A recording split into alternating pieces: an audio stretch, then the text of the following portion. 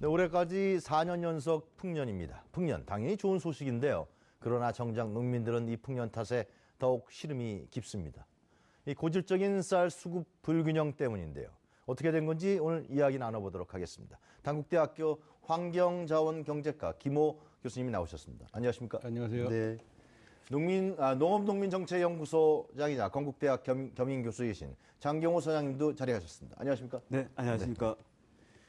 자, 이 최순실 사태 때문에 이 농민들의 중요한 문제가 좀 세간에서 관심을 잃고 있는데요, 그죠? 네, 그렇습니다. 상당히 지금 이것은 지금 말씀드렸습니다만 항상 이 공급 과잉이 일어나는 게 문제죠. 지금 어떻게 봐야 됩니까? 우리 소장님께서 먼저. 네. 네. 이제 유엔에 있는 국제식량농업기구에서는 보통 이제 우리나라의 어떤 적정 재고량을 한 80만 톤 정도로 네. 권장을 하고 있습니다. 근데 현재 우리나라의 지금 쌀 재고량은 한 175만 톤이고 연말 기준으로 가면 한 200만 톤까지 늘어날 걸로 이렇게 2배 이상, 3배 가까이 될 수 있는 2.5배 정도 2.5배. 됩니다. 이렇게 된 데는 네. 이제 아무래도 아까 말씀하신 첫 번째로 이제 풍년 올해 네. 같으면은 생산량이 한 420만 톤으로 예상이 네. 되고 소비량은 395만 톤입니다. 그러니까 한 25만 톤 정도가 네. 이제 재고로 가는 부담이 되겠죠. 근데 이것보다 더 큰 부담은 네. 매년 우리가 이제 외국으로부터 쌀을 수입해야 되는데 매년 한 41만 톤 정도의 쌀을 의무적으로 수입을 해야 됩니다. 그러다 보니까 그것 또한 수입하는 건 왜 그러는 겁니까? 그건? 과거에 저희가 이제 WTO에 가입할 때 약속한 부분이 있기 때문에 그래서 사실 이제 의무 수입 물량이 또한 이제 재고 부담의 큰 원인이 되고요. 쌀은 우리나라에서 진 농사의 쌀은 남는데 또 의무적으로 또. 네, 그렇습니다. 네. 거기다가 이제 사실 이런 부분들은 이제 네.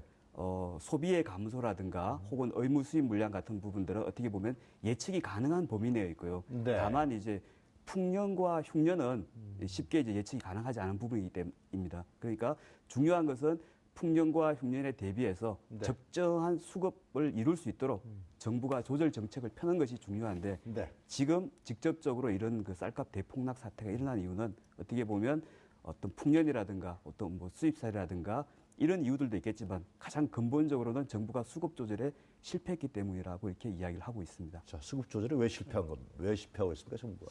수급 조절은 이제 그 공급 관리를 네. 잘못했다는 이야기입니다. 네. 그러니까 금방 말씀하셨던 것처럼 이 소비량 감소는 예측할 수 있는데 네. 이 공급량 관리 그리고 네. 재고미 관리가 특히 문제였다고 보입니다. 정부의 관리요. 네. 그게 이제 쌀 직불제도 문제인가요? 꼭 쌀 직불하고 뭐 관련이 있겠습니다만은 네. 예, 쌀 직불금이 이제 그 두 가지 종류가 있거든요. 네. 고정 직불금하고 변동 직불금. 네, 고정 직불금이란 변동 직불금. 네. 그래서 고정 직불금은 헥타르당 100만 원씩 이제 고정적으로 주는 거고요. 네. 변동 직불금은 산지 쌀값 목표 가격을 18만 8천 원 정해놓고 네. 18만 8천 원에 못 미치게 되면 그 차액의 85%를 보전해주는 지금 이게 변동 올해가 한 직불이 12만 되겠습니다. 원대 정도 되나요? 그죠? 지금 12만 원대까지 떨어졌다고 지금 네. 보도가 나오고 있습니다. 그럼 그 차액을 이제 정부가 농민들에게 보상해 주는 네, 거네요. 그 차액의 85%를 85%만. 예. 그런 부분하고 공급하고 어떤 부분이 그게 뭐 구조적인 문제라고 볼 수 있나요? 그거는 상관없습니까? 변동 직불금이나 고정 직불금은 사실은 이제 그 공급 과잉 문제보다는 네. 농가의 소득 안정 차원에서 도입된 제도이고요. 네. 아까 말씀하신 이제 그 차액의 85%를 보존해 주는데 그 보존하는 금액에서 고정 직불금으로 나간 금액은 빼고 네. 그러고도 이제 그 차액이 더 크면은 그만큼을 더 보존해 주는 방식입니다. 그러니까 네. 고정 직불금하고 변동 직불금 두 가지를 합쳐서 목표 가격 대비 일정한 비율을 이제 보존해 주는 방식입니다. 그건 이제 농민들에게 어떤 보상하는 생계 안정 차원에서 하는 거라고 볼 수 있겠네요. 예, 예. 그런데 이제 공급 수급 불균형인데 그 원인은 교수님 좀 먼저 설명하시다가 말은 거 제가 얘기를 끊어갖고 네, 정부가 재고미 관리를 잘못했다라고 보입니다. 왜냐하면 지금 4년 연속 풍년이기 때문에 네. 매년 과잉된 쌀이 40만 톤 내지 50만 ton이 남았거든요. 그러면 그 남은 재고미를 갖다가 그때그때 처분을 했어야 되는데 네. 계속 창고에 쌓아두는 거죠. 그래서 지금 한 4년 정도 누적된 게 지금 200만 ton까지 됐다는. 지금 그런 현재요? 거죠. 예, 그렇습니다. 예. 그 창고비도 엄청날 텐데요. 예, 그렇죠. 보관비가 네. 10만 ton당 한 300억 원, 300억 원 정도 네. 이렇게 됩니다. 그러니까 200만 톤 정도 되면은 약 한 5천억 원이 넘는다고 볼 수 있겠죠. 보관비만. 매년요. 예. 현재 지금 그렇다는 거예요. 이런 거 국정감사에서 얘기 안 해요? 이런 문제요? 국감에서? 국감에서도 이제 네. 다룹니다. 아, 다루긴 근데 다뤄요? 이제 일각에서는 네.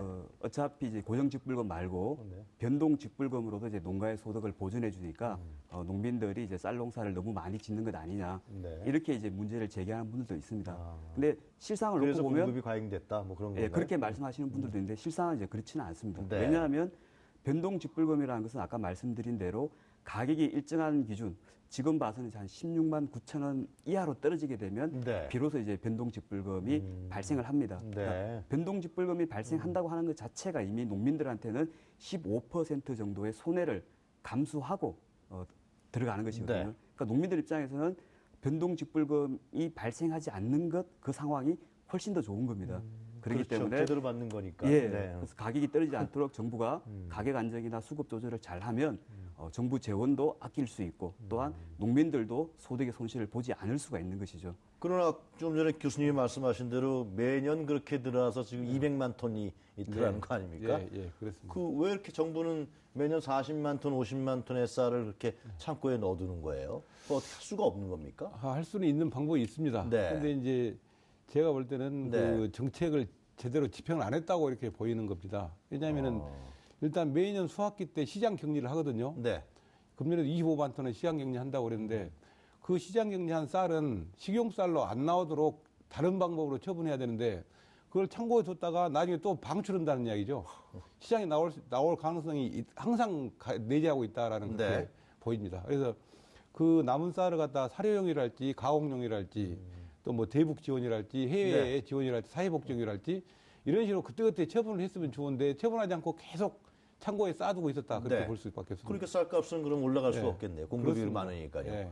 정부가 어떻게 보면 쌀값을 그냥 방치한 거다. 방치가 아니라 조장했다. 뭐 이런 오해까지 받을 수 있겠어요. 뭐 그런 결과적으로 오해도 봤을 사실 때, 가능한 예. 부분이고요. 예. 그렇다고 뭐 정부 입장에서 전혀 노력을 안 한 건 그래요? 아닙니다. 네. 이제 주정용이라든가 가공용으로 방출을 하고 네. 또 원래부터는 이제 사료용으로도 공급을 하고 있는데 문제는 이제 이런 대책들이 지금 많이 쌓여 있는 재고를 네. 좀 단기간에 대량으로 처분하기에는 굉장히 한계가 많은 대책이라는 거죠. 현재는 어떻게 손을 못 쓰는 건가요, 그럼? 그렇습니다. 그래서 이제 국내 시장에서 완전히 격리하는 방법으로 네. 또 뭐 북한이 원래 홍수 피해를 크게 당했으니까 네. 그게 이제 인도적 지원 차원에서 우리가 남는 쌀을 좀 대량으로 보내자든가 그렇지 않으면 남북 관계가 지금 이렇게 예, 악화돼 있는데 또 그 최근에 쌀 이제 줄 수도 IT 없잖아요. 같은 곳에서는 네. 또 거기도 이제 그 태풍 때문에 커다란 피해를 당했으니까 그런 뭐 해외 원조용으로도 쌀을 이제 사용하게 되면 그런 부분들이 사실 더 실효성 있는 대책인데 네. 정부 차원에서는 이제 가장 실효성 있는 대책 두 가지, 그러니까 대북지원이나 해외 원조 같은 거는 네. 생각을 하지 못하고 국내 시장에서 특히 가공용이나 주정용 혹은 사료용만 생각하다 보니까 네. 사실은 이제 그 재고 처분이 적절하게 실효성 있게 이루어지지 못하고 있습니다. 교수님 지금 쌀 소비도 많이 줄고 있지 않습니까? 예, 네, 많이 어떻습니까? 들었습니다. 예. 예. 그것도 굉장히 문제 아니에요, 그 실제로? 이제 그 1년에 한 8만 톤에서 9만 톤 정도, 약 8만 5천 톤 정도 감소한 걸로 이렇게 보이고 있고요. 네. 근데 그 대신에 이제 그 생산된 양이 네. 뭐 좀 더 과연 좀 많기 때문에 그렇습니다만은 네. 실제로 쌀 소비는 30년 전에 비해서 많이 줄었지만 그래서 매년 조금씩 줄기 때문에 예, 뭐 이 그 얼마든지 대체할 수 있는 방법을 찾을 수 있다고 생각이 됩니다. 그러니까 쌀 소비가 줄어드는 문제하고 현재 어떤 수급 불균형 문제라든가 200만 톤의 재고를 안고 가는 문제 이런 네. 부분하고는 다른 차원이라고 볼 수 있겠네요. 직접적인 연관은 없습니다. 네. 왜냐하면 이제 수급 조절의 문제로서 소비가 감소하는 것은 매년 일정하게 이루어지기 때문에 네. 얼마든지 이제 누구나 다 예측이 가능한 범위 내에 있죠. 그러면 이제 그런 부분들 감안해서 적절한 수급 조절을 하면 네. 소비 감소가 쌀값에 미치는 영향들이 사실 거의 없는데 지금 같은 상황에서는 소비 감소 때문이라고 이제 일각에서 이야기를 하지만 사실 그 문제는 좀 부차적인 문제이고 더 중요한 문제는 이제 수급 조절을 잘 못한 것 이것이 가장 중요한 수급 문제입니다. 불균형을 계속 매년 잘못하고 있는 거네요, 이게. 예. 그러니까 이제 쌀 이제 우리 이제 국민들의 그 네. 식생활이 변화됐다라고 하는 것도 네. 쌀 소비의 원인이라고 볼 수 있겠습니다. 네. 식습관이 이제 그 간편식, 유동식 소리 가지고 밀가루 소비를 좀 많이 그렇죠. 하고 예. 하는 그런 부분도 쌀 소비 감소의 원인으로 볼 수가 있겠습니다. 자, 그렇다면은 어떻게 해야 됩니까, 소장 교수님? 이거 이런 상태로 내버려 둘 수는 없는 거 아닙니까? 네, 맞습니다. 예. 가장 이제 중요한 문제는 네. 우선은 이제 단기적으로 예. 재고가 너무 많이 쌓였기 때문에 이 재고를 좀 많이 획기적으로 줄일 수 있는 좀 특단의 대책들이 좀 하루빨리 네. 나와야 할 것이고요. 그 그것보다도 특단의 대책은 조금 전에 말씀하신 예, 뭐 해외 국내 준다든가. 시장에서 완전히 격리하는 방식입니다. 네. 그러니까 아마 그것이 가장 실효성 있는 대책일 것입니다. 네. 그다음에 또 하나는 이제 그렇다 하더라도 또 중장기적으로 볼 때는 네. 어차피 이제 그 여러 가지 상황들은 변수가 있겠지만 특히 이제 풍년과 흉년 양쪽을 다 대비해서 흉년일 때는 쌀이 모자라니까 생산을 좀 더 많이 하도록 하고 네. 풍년일 때는 쌀이 좀 남으니까 네. 생산을 적게 하도록 하는 이런 이제 생산 조정이 필요하고요. 또 생산만 조정하는 것이 아니라 농가들이 출하할 때도 한꺼번에 너무 많은 쌀을 일시에 출하해서 네. 가격이 크게 떨어지지 않도록 출하 시기도 출하 양도 좀 조절하는 게 좀 필요하고 그리고 그걸 통해 가지고 외국에서 수입되는 수입 네. 쌀도 용도라든가 혹은 도입하는 시기라든가 이런 부분들도 종합적으로 연계해서 밀접하게 잘 관리를 하면 결과적으로 이제 안정적으로 수급을 조절시킬 수 있고 그게 가격의 안정과 농가의 소득 안정으로 갈 수 있는데 이게 이제 종합적인 하나의 시스템으로 갖춰져야 되는데 지금 우리나라 쌀 정책에서 가장 문제는 네. 그때 필요한 것만 땜질식으로 하다 보니까 네. 종합적이고 체계적인 대책이 없다는 것이 가장 큰 관계 문제죠. 부처에 있는 분들이 잘 모르나요, 이런 거요? 그분들 알겠지만 네. 이제 상황이 닥치면 그 상황을 해결하는 데만 집중하고 그 상황이 해결되고 나면 또 이제 뒤로 밀어버리니까 이제 주기적으로 이런 문제들을 우리가 겪고 있습니다. 사실은 5년 전에도 지금만큼 또 쌀값이 크게 폭락을 했거든요. 네. 그 당시에도 똑같은 대책들이 계속 주변에서 많이 이야기가 됐습니다. 근데 지난 5년 동안 네. 그 부분에 대해서 별다른 대책을 세우지 않고 있다 보니까 5년이 지난 지금에 똑같은 이야기들이 다시 나오는 것이죠. 교수님 어떻게 보십니까? 네. 그러니까 쌀 생산 조정제를 도입하자라는 의견이 있습니다. 아, 네. 그래서 벼 대신 다른 타 작물을 심자라는. 네. 그러다 보면 이제 제 생각에는 이 타 작물도 우리가 식량 자급률 24% 정도밖에 안 되기 때문에 네. 식량 작물로 옮겨 심자. 즉 말해서 보리, 밀, 콩, 옥수수 같은 네. 중요한 식량인데 식량 자급률이 굉장히 낮거든요. 그래서 그런 작물로 타 작물로 이제 대체한다라고 했을 때 또 전제 조건이 있습니다. 네. 그런 작물로 대체했을 때 그 작물이 또 이제 과잉 생산돼서 폭락될 수 있기 때문에 그 작물에 대한 계약 재배를 통해서 유통과 가공을 확실히 보장하는 네. 그런 융복합적인 정책을 같이 사용해야지 네. 타작물 재배로 전환하더라도 이제 다른 어떤 그 가격 폭락 사태를 방지할 수 있을 것이다 이렇게 네. 생각을 합니다. 상당히 좀 종합적이고 체계적인 네. 이러한 시스템에 입각한 그런 정책들이 도입돼서 중장기적으로 하나하나의 부분들을 진행해 시켜 나가야 된다는 얘기로 예, 말씀을 그렇습니다. 드리네요. 네, 맞습니다. 네. 그게 가장 중요한 부분인데요. 특히 네. 이제 우리나라의 농지 면적이 한 150만 헥타르 정도입니다. 네. 전체 농지 면적이 그 가운데 이제 쌀을 재배하는 면적이 한 80만 헥타르 정도 되고요. 네. 대략. 그리고 나머지 수백 가지의 밭작물을 재배하는 것이 70만 헥타르입니다. 그러니까 쌀 재배 면적의 일부만 아주 조금이라도 다른 작물 재배로 돌아가게 되면 네. 그 해당 작물의 공급 과잉과 가격 폭락을 피하기 어렵습니다. 어차피 농업은 이렇게 서로 밀접하게 관계되어 있는 부분이기 때문에 특정한 하나의 문제만 해결할 것이 아니라 네. 종합적으로 그리고 입체적으로 대책을 세우는 것이 그 필요합니다. 교수님, 우리나라 쌀 물론 이제 농민들이 많은 연구를 하고 있지만은 좀 더 품종도 개량하고요. 좀 더 고급의 쌀을 생산해서 뭐 외국에 해외에 수출한다든가 뭐 그런 부분도 하나의 방법이 되지 않을까 싶기도 한데요. 그냥 제가 일반적인 생각을 했을 때. 예, 그 수출 물량은 크지 않기 때문에 네. 좀 그렇고 아무튼 어쨌든지 지금 다수확 이제 저품질 다수확에서 고품질로 바꿔야 된다는 네. 겁니다. 그래서 벼 생산 그 면적을 우리가 이렇게 생산 조정제로 가더라도 네. 그 벼는 고품질로 가야지 소비자에게 이제 소비자 손에 맞고 수요도 좀 늘어날 것이다 이렇게 보고 있습니다. 쌀이 상당히 우리 뭐 전통적인 우리의 그 조상부터 내려온 주식입니다만 굉장히 아주 그 뭐라 그럴까요? 건강에 좋은 요소들을 많이 갖고 있잖아요. 필수 아미노산도 있고. 네, 그죠? 그렇습니다. 네.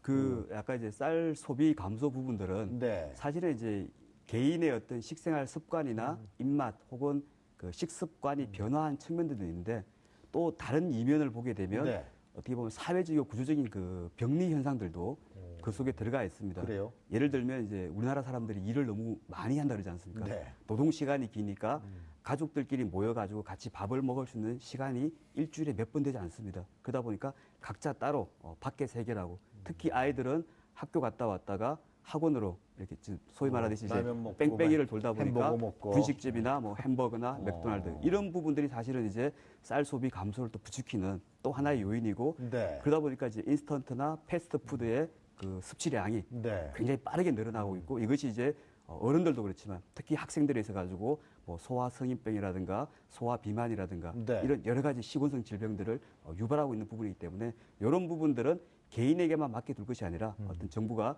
정책적으로 네. 개입할 수 있는 정책들이 필요합니다. 이 우리나라 사람들 요즘에 그 영양 문제 예. 이런 부분에 관심이 굉장히 많잖아요. 네, 맞습니다. 사실은 밀가루보다 네. 밀가루보다 쌀이 훨씬 더 우리 몸에 좋다. 그리고 그렇습니다. 저항을 할 수 있는 어떤 그런 요소도 많이 있다. 병에 네. 그런 부분들이 좀 여러 가지 홍보되고 그러면 또 우리 엄마들이 그쵸 애들한테 또 쌀을 많이 먹이지 않겠어요? 예. 이렇게 이제 뭐 탄수화물이 상당히 억울하게 지금 누명을 쓰고 있다라고 보이는데요. 아, 네. 탄수화물 여러 가지 종류가 있는 걸로 알고 있습니다. 아, 그래요? 네. 이제 정제된 탄수화물도 있고 제대로 된 탄수화물이 있고 쌀 같은 경우는 아주 건전한 탄수화물이고 네. 그래서 또 다른 어떤 영양소도 같이 있고 그래서 쌀에 대한 어떤 그 올바른 영양학적인 설명이랄지 해명이 좀 있어야 될 필요가 있지 않을까라는 생각이 듭니다. 자 마지막으로 시간 잠깐 남았는데 소장 교수님 이 현재 이런 그 수급 불균형 문제 이런 농민들이 괴로워하는 문제 하여튼 여러 가지 복합적으로 얽혀 있는 현재 이 농업 현실에 대해서 한 말씀씩 좀 해주시죠. 네. 예. 아시다시피 이제 내일이 그 경찰 물대포에서 사망한 백남기 농민의 이제 그 장례식 그 중에서도 이제 노제가 네. 광화문 광장에서 있습니다. 그 백남기 농민이 작년에 외쳤던 가장 큰 이야기가 네. 쌀값 보장이었습니다. 근데 그래요? 바로 그 쌀값을 보장하기 위해서는 네. 아까 말씀드린 대로 그때 일시적으로 네. 하는 땜질식 처방이 아니라 생산부터 유통, 출하, 가공 그리고 수입되는 것까지도 종합적으로 관리할 수 있는 입체적이고 체계적인 것. 특히나 오랜 시간에 걸쳐서 일관되게 할 수 있는 그런 어떤 100년 대계로서 네. 100년 대계까지는 아니지만 최소한 10년 대계는 우리가 가지고 정책을 추진하는 것이 가장 중요하다고 생각을 깝깝한 합니다. 노릇이네요. 좀. 네, 그렇습니다. 김 교수님 어떻게 보십니까? 네, 국제 곡물 시장 우리는 이제 식량 자급률이 한 24%밖에 안 되기 때문에 네. 약 76% 수입에 의존하고 있습니다. 그런데 국제 곡물 시장은 항상 불안정합니다. 네. 과잉됐다가 부족됐다가.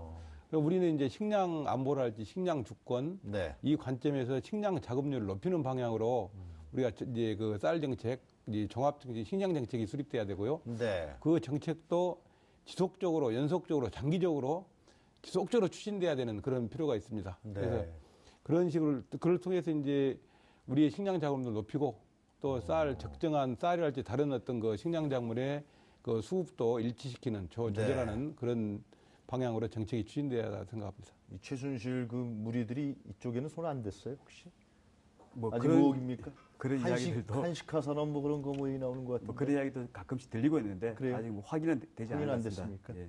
아는 농민들은 알 거예요 또. 예. 손 안 댄 데가 없는 것 같아서 제가 여쭤봤습니다. 예. 자 오늘 두 분 감사합니다. 고맙습니다. 네, 감사합니다. 지금까지 단국대학교 김호 교수 그리고 농업농민정책연구소 장경호 소장이었습니다.